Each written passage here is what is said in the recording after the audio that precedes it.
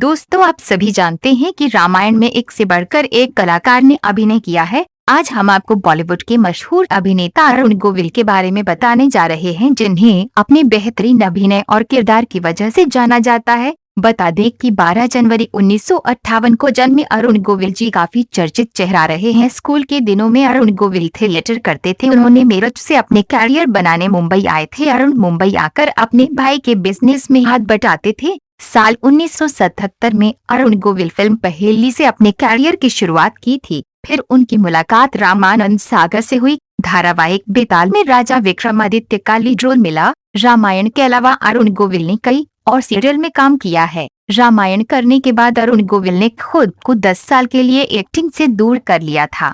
वे serial में कम ही नजर आया और बाद में अरुण ने प्रोडक्शन शुरू कर दिया। हालांकि अरुण गोविल पर्दे से काफी दूर ही रहे हैं, लेकिन ये उनकी लोकप्रियता का ही कमाल है कि आज भी बॉलीवुड के कई बड़े निर्देशक उनको अपनी फिल्मों में कास्ट करना चाहते हैं। अगर हम अरुण गोविल की संपत्ति की बात करें तो आपको बता दें कि उनके पास कुल 35 करोड़ की संपत्ति है। जी हाँ, आपको बता दें कि रामायण सीरियल के दोबारा टेलीकास्ट से अरुण गोविल काफी चर्चा में है। रामायण सीरियल को दूरदर्शन पर फिर से टेलीकास्ट किया जा रहा है।